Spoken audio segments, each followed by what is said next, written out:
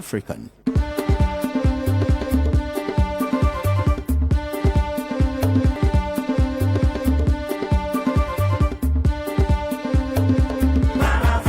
Truly African.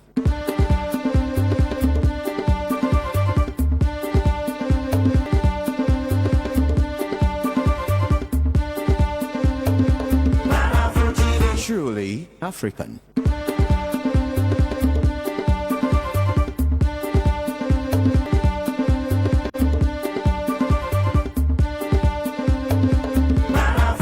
Truly African.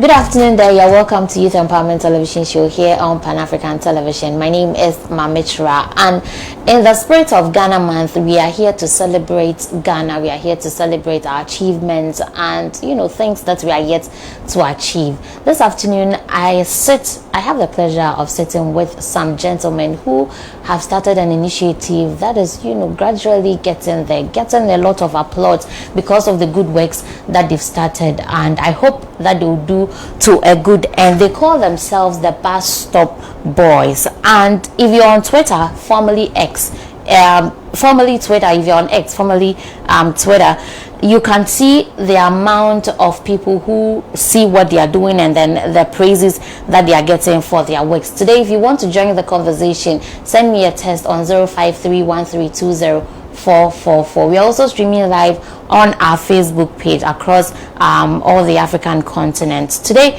I sit with them and then we get to talk about their initiative and why they decided to do this and then what the future is like for them. Gentlemen, you're welcome. Thank you. So I have the founder, who is in the person of Heneba Kwadwo Safo, and then the executive member, Godson Nate. Gentlemen, you're welcome.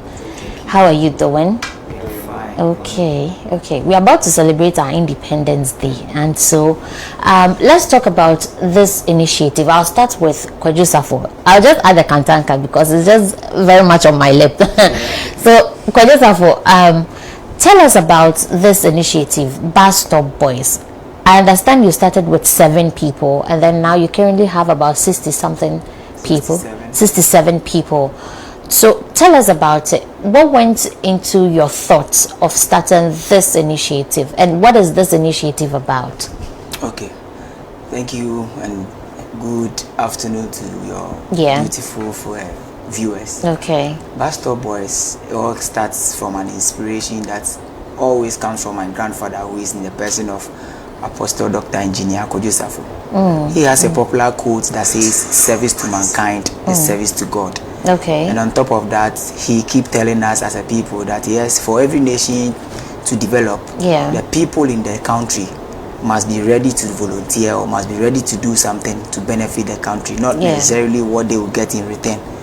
So for me, as a young man growing up, hearing this message from him consistently, I was looking at how to practicalize such statements in order to change the narrative. So we came up with Bus Stop Boys as a mental awakening process, because it is only in the minds where we feel inferior. Yeah. It's only in the mind where we feel there's a place better than Ghana. It is only in the mind we feel like I don't live here, so I can litter here and go back home, forgetting the fact that if the earth here is bad, it spread and it gets to everywhere. So keenly, Bus Stop Boys is all about promoting clean, green environment through patriotism and selflessness, thereby making unclean places clean. Okay, so was this an initiative that just you, single person, thought about and discussed with these 7 people, or was it like a collective thing that the 7 of you sat down and then decided to do this? It was initiative. That idea came with the name. I honestly didn't sit down to create the name. The only thing I created for the West was to put a BUZ, but the name, the idea just came with the name, like something like a Bus Stop Boys, because I was personally worried about the number of times I go to the beach and I see debris in the sea, and I see the whole place messed up, because the sea is the only place where you feel sad. You can go and watch nature and then get restored. So I was somebody that loves nature. I go to the beach and I see all those things. I was worried. So before the idea, I was looking at a way to solve that problem, or to prevent debris from coming to the sea. So anytime I go around, I watch this and I feel sad. Not feel sad, but I feel sad within my me. And I'm referring to, I believe that when we say human is not necessarily the body, but the spirit that makes you human is the true you. So that true me always feel worried when he sees those debris in the sea. So there was a day where, after deliberating in my own self, in my mind, I felt like if we should get the communities clean, regardless of how many times it rains in a day, there is no way debris will come to the sea. So like I'm saying, one day I went to the beach as usual to enjoy nature, and the thing just came upon me like, go start something like a Bus Stop Boys.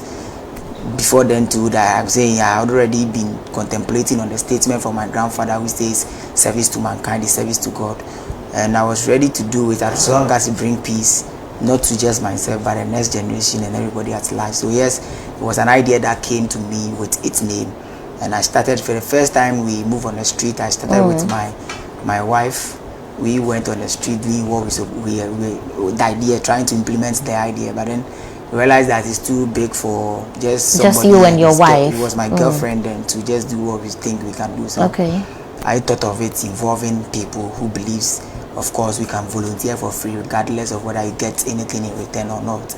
So the first person I fell on, explained the concept to, was one Mr. Safu. He's not here at the moment. But he's the first person I spoke to. I explained the concept to him, and then he also said it's good, and he gave his support.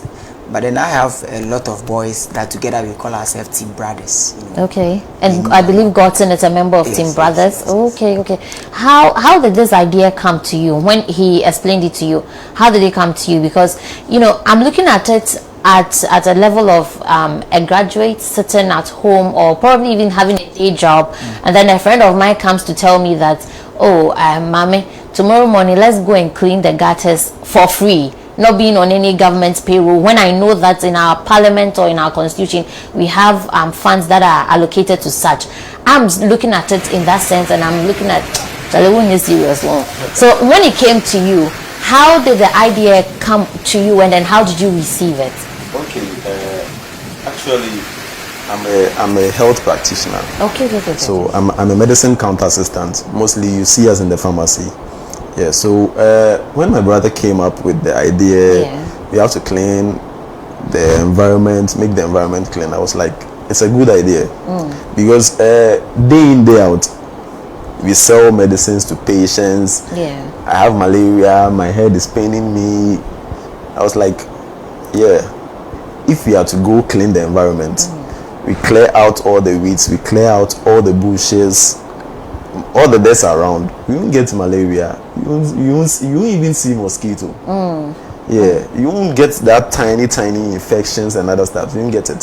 So I was like, nah, it's a good idea, I have to join and make Ghana better. So join and make Ghana better. But even the Bible says that we should pay people who work, their remuneration. So are you guys just volunteers, or are we to believe that you are just volunteers and you are not on any government payroll, you are not on any payroll at all? You are doing this work voluntarily, free of charge. Yes, I believe in a philosophy that says that he who plants a tree, knowing for sure that he might not benefit from the shade of the tree, has at least begun to understand life. Because our true purpose of being here is to solve problems and is to serve others. If you believe in serving people without attaching what you get, you do it out of love. And I believe that love is the supreme, is the ultimate. It is only true love if you love somebody genuinely, not our way of love where we think quickly, talk about love and we are thinking about romance, no.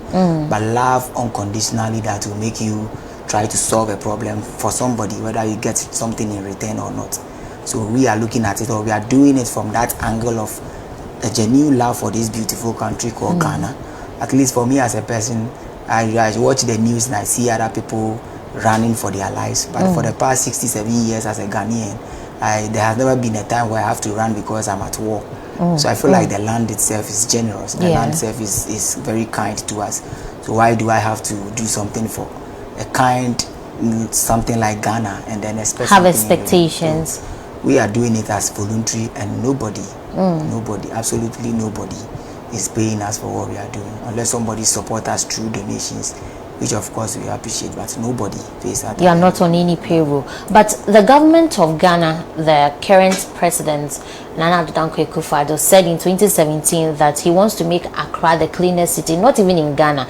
I felt like it was very ambitious. In Africa, the cleanest city in Africa.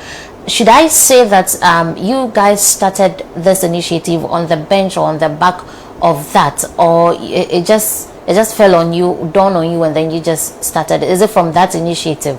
No, like I'm saying, our inspiration came from the fact that Apostle Dr. Engineer Kojo Sarfo kept telling us as a people that service to mankind is service to God. And looking at Ghana at large, you realize that we have quite a lot of infrastructures, but we lack that sense of sustainability. So we cry for infrastructures, they come and then we don't maintain them and they go bad. But I can tell you that you go to America, you go to Italy, and they have as old as a 200 years old structure, still strong. Because they keep they go around to maintain those structures to keep them in good shape. But we are lacking that sense of sustainability. I know back in SHS I was taught about sustainable development, but it looks like our education is for the purposes of sitting and writing exams. You pass and then you come back. Pass, forgets, yes. So I felt like if we can even become, patriotism solves all our problem as a people. Because if I'm patriot enough, I won't sign a contract that in the end brings harm to the country. I won't sign a contract that in the end brings harm to my people. Being patriotism means that you have to make sure you are not working at your interest, but at the interest of everybody at large. Because in the end, if everybody is at peace, I don't think nobody will be, or somebody will be happy chasing another man just for an iPhone or something. But when you are hungry and there is no other option left for you, then you begin to process bad thoughts and stuff. So yes, we believe that we must be patriotic enough, and patriotism solves all our problems as a people. I see. But in Ghana, I've met a number of young people who've started a lot of great things, great initiatives, but there are so many challenges that force their hands or force them to fizzle out at the end of the day. How long has this initiative, when did you start it, and how long has it lasted? This is the 10th month. Okay. So it's been 10 months since you started. Yes. So has it been smooth sailing? Have you encountered any challenges? Have you gone through anything that has made you think, why did I even start this initiative? Why didn't I sit somewhere and just concentrate on my work and then take care of my family? Well, before we even started what we are doing, I gave it a thought at large, and I realized that what we are doing is a way, or keenly our message is trying to change the mindset of our people. Because if you succeed in changing the mindset of our people, then everybody comes to understand that if I don't litter, the environment don't generate litter by itself. So if I get that sane mind, and I don't do the harm to the environment will always be clean. And then we truly and really, the environment will survive without humans. Everything in the environment will survive without humans, but we will not survive an hour without the environment. They say the last tree dies, the last man dies, right? So if our source of our livelihood, everything that we are, wherever we are getting all those lives from, is the environment, then why do we destroy it? So I know a task that is not going to take a day to change the mindset of the people. So personally for me, I have psyched myself to understand that if I clean today and I come back tomorrow and it's messy, I clean again, because I'm trying to send a message, and I don't expect the message to get the mileage in a day or in a month or in a year. So yes, of course, we have encountered many challenges.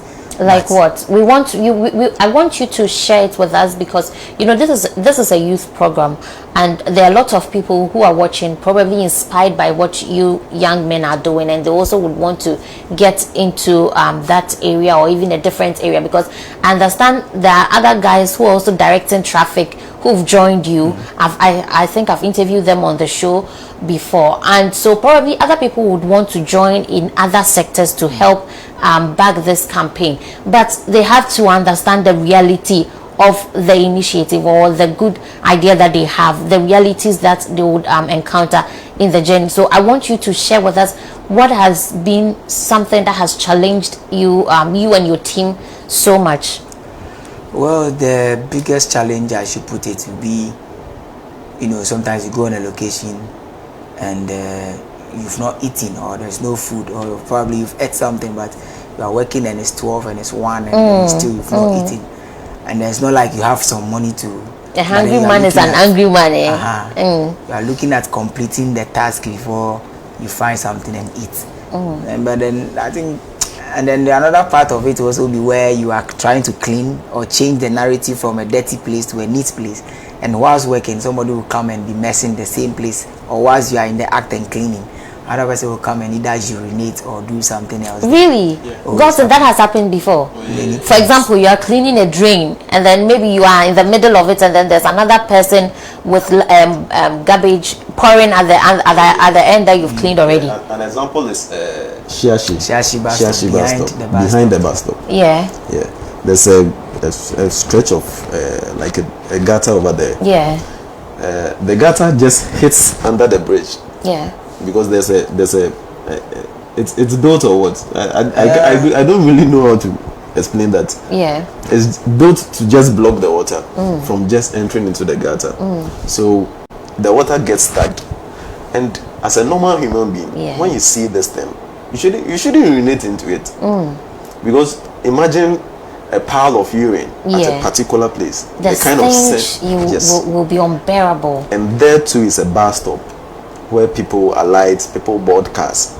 So you go at times and meet people even defecating at the place. Shiashi, open space, just behind the bus stop. Wow. We went one time and there was a huge sack in the gutter. We opened it up and it was full of rubbish. So I was wondering who carried that rubbish from his or her house into the gutter. I was like, why are we hurting ourselves? And you'll be working at the down there, and somebody on the over the footbridge will be just throwing rubbish down there. While you are working. It has become a habit. That's what I'm saying. The mindset of our people is the problem. And I think as a nation, we should rather put in measures that will change the mindset. Because with a bad mindset, if you take all Ghanaians to America will become the dirtiest country in a month or two. It's all about the mindset. And so we should, I think as a nation, we should rather encourage responsible citizenship. Because the government alone cannot do it all. If government decide to put all the beautiful infrastructures we are crying out for, and we don't have the correct mindset and not being responsible as a people, I'm sure government will be disappointed to come back in a day or two, seeing everything he has done. Okay, so there are some videos on the screen of you and your team cleaning some gutter. I don't know which area this is. This Dakuma This is Dakuma Junction. Oh, okay. I want to get into your minds. What goes into your thoughts before choosing an area to clean? I understand you started cleaning. Your first point of cleaning was Kaswa. What goes into your thoughts to decide that, okay, on Monday afternoon we'll go and clean this area? Because I've not seen you in my area and I want to see you in my area. What goes into your thoughts before choosing a certain area? Well, as part of our codes, there's one popular code that we say that is making unclean places clean. Okay. So we've not been to your area because probably we don't go there or we don't take a patrol around or in your area.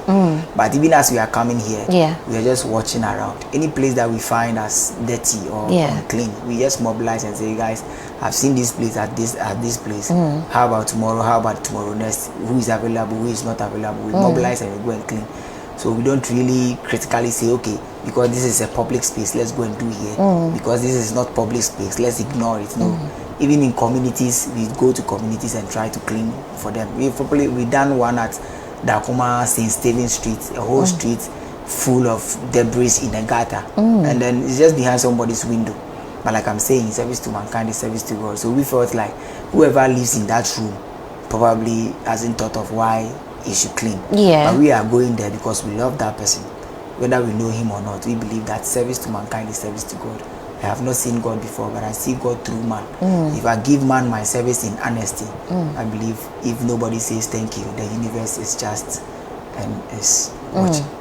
God even says, as you didn't do for your brother, you didn't do unto me. So I understand that you've clearly stated that you're not on any government payroll or anything, but I believe that now over the period of 10 months and then the mileage that you guys have gotten and then the noise that is being created around you, I've read a number of articles. The most controversial writer on Twitter or X has written about you. Bongo Ideas has written about you. Almost everybody is talking about you. I'm sure that there are eyeballs on you now. There are some spotlights on you now and you're receiving certain support. Have you gotten support now? Yes, but the support we are getting, like I'm saying, is coming from Ghanaians, as in the individuals. Okay, we are getting support also from Verna Water, who is giving us water on every location. Big respect to Verna Water. And Didi Food is also giving us food almost every location that we go. And just last Sunday we work at an Odoko market, and they also had food from Pocafella GH. So anytime we put out a statement that we are going on location, some companies or some individuals who are food vendors or individuals who want to support us through Momo or any giving us working tools like Wellington boots specifically for Polytank. Polytank gave us 5 dustbins, Wellington boot, trash bags and a whole lot. So yes, companies and individuals are supporting, but to say support coming from the state itself, no, not yet. Maybe. Is it that you've not gotten any calls from them at all? You've not heard anything? Because I understand that you got a call from the Greater Accra Regional Minister, commending you for your works and that you would hear from him. Have you heard from him? Not yet. That was about 5-6 months ago when we met him at his office, and he was saying he's very happy about what we are doing and he's going to come back strongly to support us. And but one mom will be because they don't go to the offices and go home like that. My envelope selling there, my envelope kakra. So, but then specifically he said he's going to support because we are not, like I'm saying, we are not interested in money. You see, when we do videos, we don't want to put a Momo number and say support, because the moment you begin to say support with a Momo number, then it means you are doing it because of money. But the kind of legacy I believe in is not the money kind of legacy, because the moment you put money up front, you are looking at money, then you become restricted in what you do. But when there's no money, you are not doing it. But I'm doing this for my within as my way of serving my people. I'm serving Ghana, serving humans, because humans are God. I've not seen God before, like I'm saying, but I see God through humans. Even if I cry out loud and I'm calling for God to come and help me, the help will come from God through humans. So then I need to give that respect I'll give to God to every human, regardless of whether I know you or not. So my Honorable Henry Kote called us and he appreciated us. He gave us an envelope. And then yesterday too, we met the sanitation minister designate, which is the Honorable Lydia Alasan, who also specifically said yes, she has seen a lot of tag, a lot of mention calling the Ministry of Sanitation to come to her aid. But she's because we've seen the past one got some money to clean some gutters, and you people without any money are cleaning more gutters than the one that's got. Anywho, so she has promised to support you. Yeah, we met her at the office yesterday when she also said, as designate, she'll be vetted today, and once she's through, she'll give us a support. and not as a politician, but as a Ghanaian who believe we need to. It's about time we need to change the narrative. If Rwanda has done it, we can also do it as a people. All we need to do is to empower the people, the citizenry, because they have the right power to change everything. If you use even autocracy to force people to do what you want them to do, and then you can. How long can you force their hands? If you give them the right information, give them the right base, knowledge base, they will do the right thing with or without you. And I believe that is what leadership must be. So keenly, I always want to send this message across that Bus Stop Boys will never be political. I don't believe it has to be political. This is something that we are trying to do for every Ghanaian to relate, wherever you belong to as a political party. This is for us, it's not for me. So far everything, everywhere we have been cleaning, we've not cleaned Malam Junction. That is where I stay, but we have not, because I want everybody to understand that it's not because of where I live, but I'm trying to make you know that whether you live in a place or you don't live in a place, do you have love? If you have love, then you should be ready to solve problems even when you don't benefit from it, when it doesn't even directly affect you. But are you disappointed looking at people who have embarked on certain journeys that are basically for their personal interest, get support from large and huge important people in the country, but you are young boys who are doing this not for your selfish interest but for the nation, and not even for places that you live or come from, but for places that does not have any effect or does not have any bearing on you? Are you disappointed at the rate at which you've not gotten the support from government officials or people in authority? Gotten, you're an executive member. Are you disappointed? I'm never disappointed. You didn't have this expectation? No. Okay. All what we are doing it out of love. Okay. And we know as we are working, people will just come. If you really understand the cause, you just join. Okay. That's how we move. Okay. If only you really understand the cause, you move with us. Because we've had people even from outside Ghana, the diaspora, even interested in what you are doing. So I'm like, okay, let's move. If you just understand what you are doing, you just move along with it. Okay, so talking about diaspora, there's Kofi Pages. Kofi Pages came all the way from Germany. Okay. He saw us on TikTok and he said, wow, I think we living in a diaspora, according to him, about almost 80 or 70% of Ghanaians in the diaspora are into cleaning business. Yes. So I feel like if a Ghanaian can be proud. Last time I was watching a video where a Ghanaian was proud pushing his hand into a WC just to make sure it's choked, just to make sure the water has free flow. So if you can go and serve another man's country, then why not your own country? Because if I take selfie in America and come tell you I was in Ohio, that is not my home. Regardless of how many years you stay, if they don't bring you alive, they will bring your dead body, because this is home. So if we cannot change the narrative in our home, then we can be proud. As a matter of fact, many people don't respect Africans because they can't comprehend why somebody is close to field and the person feels comfortable. Then they are almost like trying to relate you to somebody with a lower mind or mindset. So the diasporans, yes, they are supporting. That is why Kofi Pages is coming all the way from Germany to come just support the Bus Stop Boys. Okay. And so yes, it is a good call. We still believe with time, because like I'm saying, the core of the message is not just cleaning, it's the message, and the message is that Arise Ghana Youth, we can also change the narrative of our country.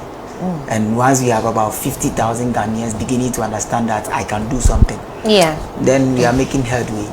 Because I think our society in general too has to be restructured, because it's more or less like we have created a certain path that even if you have passion for football, no, you have to go through agricultural science, go through mathematics and become a doctor. But I have passion for football. Why do I have to become a scientist at all costs? They'll tell you that you don't use passion to pay school fees. You don't use passion to pay electricity bill and all of that. But at the end, a footballer earns more than a scientist. That's the problem. I think just like Kojo is saying, our systems, because this morning, sadly, when I was coming here on radio, they were talking about how much certain footballers are paid, and it's appalling the rate at which they even increase the salaries of local Ghanaian players. But if you go outside the country, so I don't blame anybody who is leaving Ghana to clean outside, because if you are cleaning outside and at the end of the month you are taking about 3,000 euros or $3,000, and you come and clean in Ghana, you ask any Zoom Lion person how much he or she is paid monthly. It's heartbreaking. Looking at how the economy is now, and then if you look at somebody who works with Zoom Lion, who has kids or has a family, has people that are relying on them, and then the amount that they are paid. But as you're saying, service to human is service to God, right? I believe that, I respect that, but we have to also look at reality. Service to God alone, well, maybe service to God alone I perfectly understand your point, but if we, like I'm saying, if we come to the realization that we have to allow people to do their passion, then we get the right people for the job. We are people that keenly, they are just happy being with kids. These people are naturally supposed to be teachers. No matter how the child misbehaves, he loves being with children. So and then there are people too who love to treat people when they are sick. That's their passion. Imagine such person who loves to be with people when they are sick, being maybe at the kitchen cooking. But if you allow them to do their passion, then we end up getting good nurses. So the nurse will not say, maybe the person doesn't relate to somebody who is sick. So I believe that if we stop narrowing everybody to follow a certain routine, and then we allow people to follow their passion and do what is within them, their true talent, we will end up getting the right people for the job. I understand the Zoom Lions, like I say, some of them get a penny or sometimes not at all. But if you get the right people who are passionate about the environment, they will care less whether there is pay or not pay, because for them, serving the environment is their biggest wish. So that's why I believe that it's about time we have to allow people not to say follow their passion and then not necessarily because I remember when my dad was on my neck, bro, my son, you have to grow up and become agriculture scientist and extension officer, but I don't really have. And now you are cleaning. How is he taking it? Well, I did what he has to do. He believed I has to go through the school system, so I did for him. And now I'm a man. I control my own life. So whether he likes it or not, he might die tomorrow or tomorrow next. The next battle is me. So I have to face the reality of what I feel is good within me.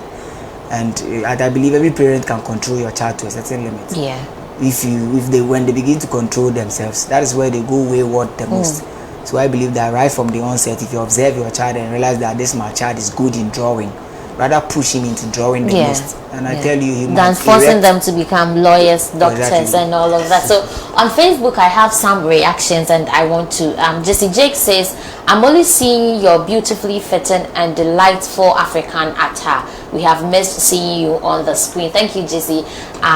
Duty calls, family duty called, and so I had to go. And he comes back to say that, "Well done, guys. Your selfless commitment to your work speaks volumes about your character and inner drive. Remember, the value of your contributions goes beyond our monetary compensation.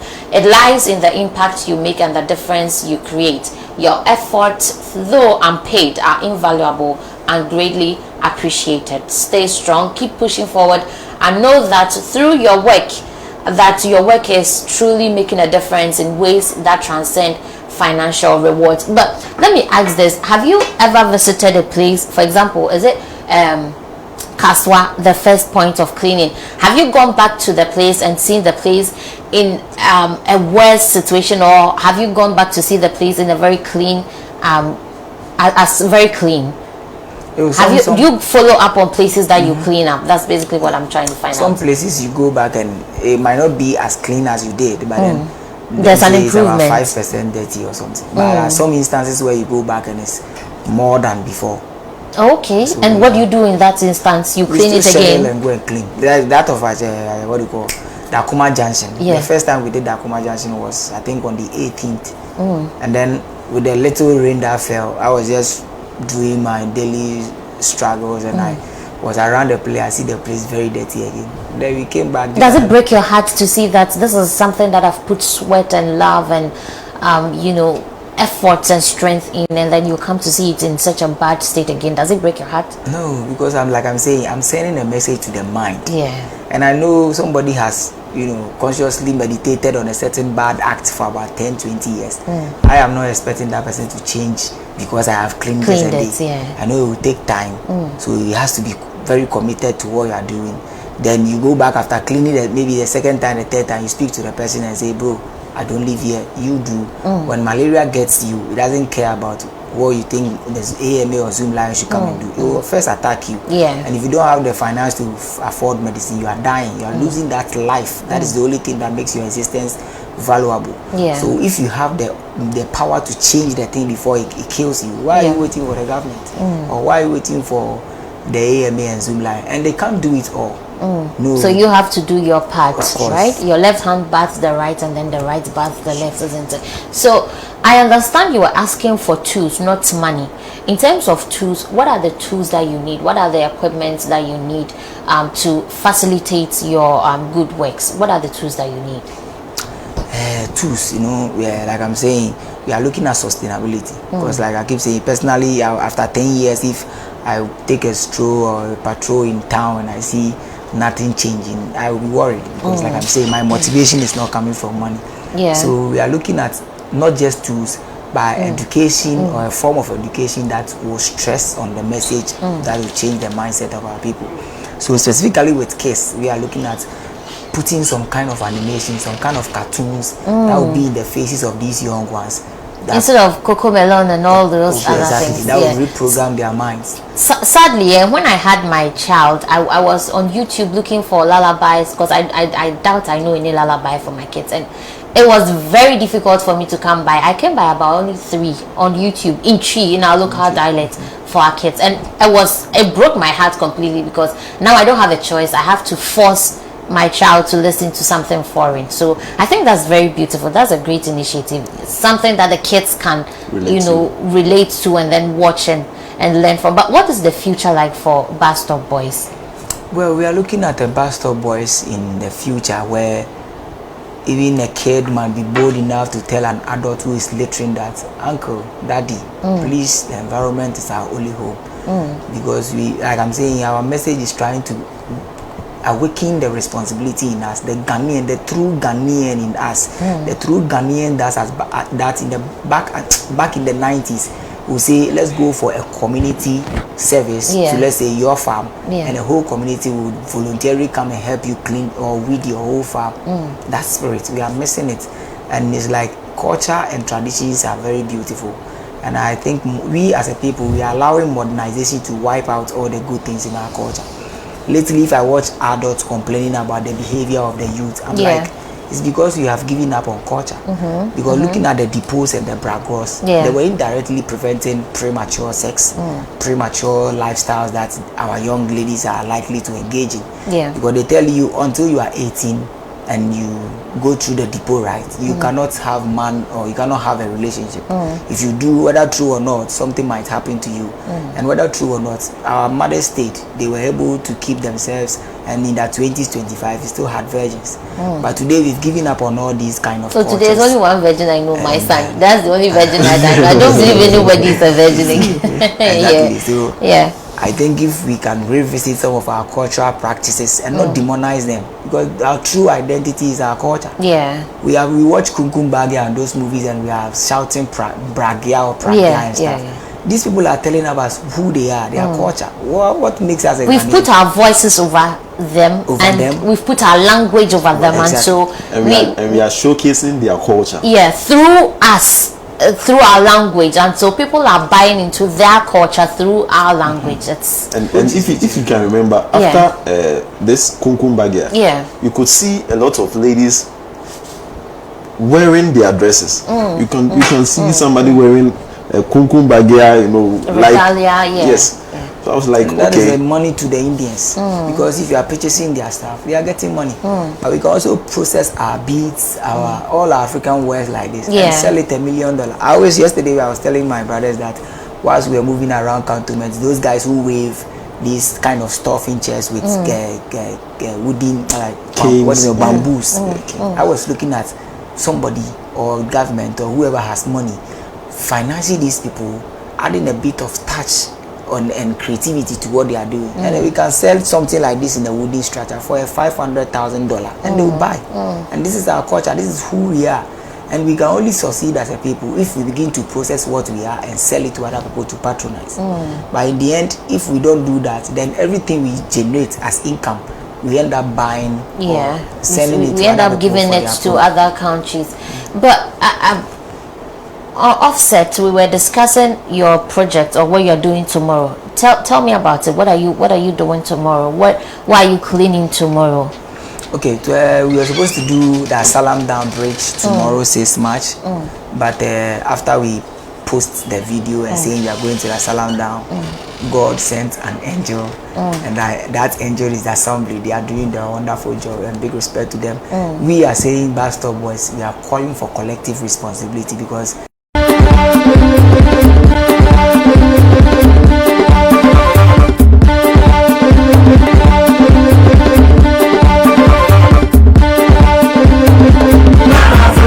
truly African.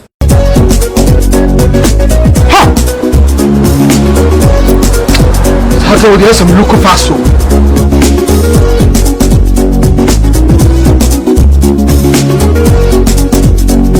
Mama, me again. Let's